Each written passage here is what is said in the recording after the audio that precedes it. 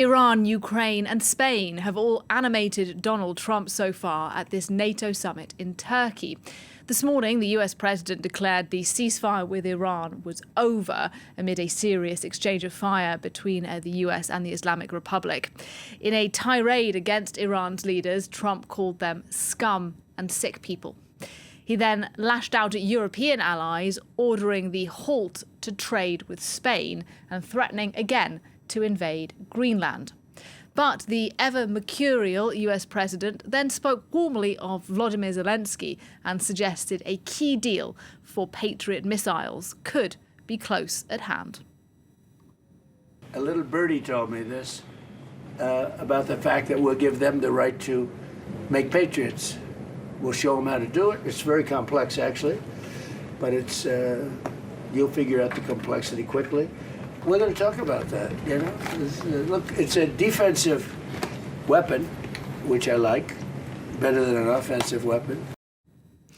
Well, Kethevane Gorjestani, our international affairs editor, is with me, and she's been following the twists and turns today of Donald Trump. On Ukraine, then, Patriot missiles is something Zelensky's been asking for a long time.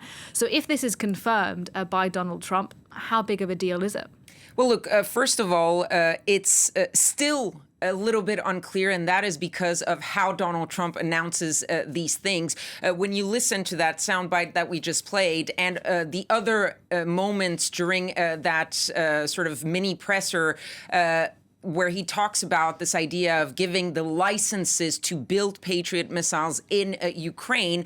At some points, he says that we're going to talk about giving you the licenses. And at other times, he says, we're giving you the licenses. He even joked, that's pretty cool. This way, you can't complain that we're not giving you enough. So always with Donald Trump, the wording sort of can indicate something is done when it's not actually done. And I say this because just last week, the U.S. ambassador to NATO in Brussels was sort of indicating the opposite, saying that it was not in talks to have those licenses be given to Volodymyr Zelensky. But let's say that this is actually going to happen. This would be a game changer, maybe not in the very short term for Volodymyr Zelensky, but in the long term, we've seen Zelensky ask over and over again, saying anti-air defense systems are what he needs the most. And over the past week or so, with all these attacks by the Russians,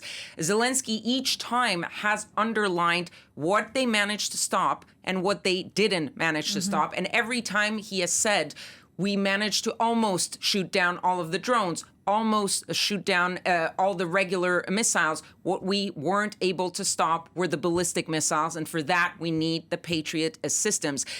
The fact that Donald Trump seemed in his tone much more positive and inclined to be on Volodymyr Zelensky's side is a very positive sign for Volodymyr Zelensky. And even, I was talking about the short and long term, even if this doesn't mean he gets Patriots right away, which he would need, the symbol of having the Americans say, yes, we're giving you the licenses to build our Patriots on your soil would be a huge symbolic victory for Volodymyr Zelensky in the face of Vladimir Putin in Russia, because we've seen in the past that usually Donald Trump was more inclined to give even symbolic victories to Vladimir Putin.